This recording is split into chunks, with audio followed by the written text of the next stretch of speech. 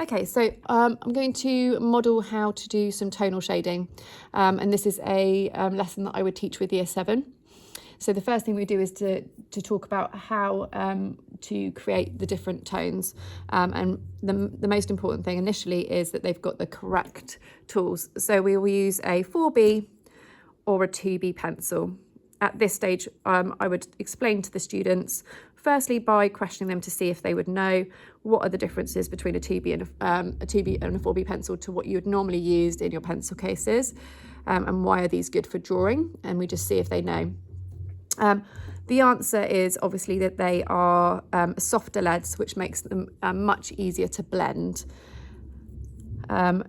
So if they were trying to shade with a normal pencil in their sketchbook, it would be much scratchier, and it would be difficult to make it nice and smooth. So we give them the opportunity to actually use one of these, and for some of them this is the first time they would have used a soft sketching pencil. So we chunk this down and model this. I start by showing them how to create separate tones, and I want them to try and experiment with how many separate tones they would be able to create. I do this on the visualizer. So the visualizer would be on, and the first thing I do is I say that we're going to create the very lightest tone that we can possibly create. So how would we maybe do that? What would we be doing? How would we be holding our pencil? And I often use no hands up questioning. What do you think would be the best way to create a light tone? Obviously the answer is that we're going to press very, very lightly, and we're going to shade in one direction, and we're just going to do a small block initially of the lightest tone that we can possibly create.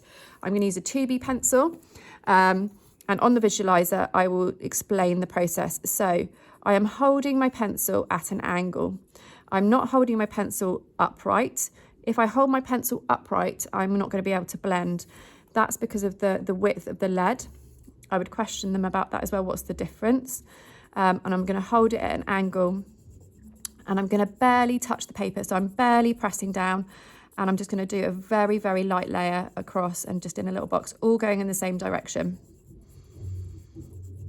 Nice and smooth. I'm going over it a couple of times just to make sure that I've covered the paper nice and evenly, and I'm going to create the lightest tone that I can possibly create. At that point, I would then say, now I'd like you to do that, just that. And I will then rotate the classroom very quickly. I'm going to give you like 30 seconds to create that box of the lightest tone that you can possibly create. You're skimming the surface of the paper, you're not putting any pressure down, you're keeping the pencil in the same direction, and you're just creating a small box. So now we're going to move to the slightly darker tone, and at this point I say, what would we do? How would we then make a darker tone next to this? What would we do? And I would use no hands up questioning at this point. And they will say normally a misconception is that they would the next one would be they would press really hard or press harder. And that's actually not the correct answer. It's a really good guess, but it's not the correct answer. The answer is through layering. So the second box, we're going to start it in exactly the same way. So we're going to basically do the same thing again. Barely touching the paper and just creating a similar tone. But we want to make it marginally darker, sorry. We don't want it to be a jump, like a big jump. So we're going to go back over it. So we're just going to go over it, and we can really control it then to create a tone that is slightly darker.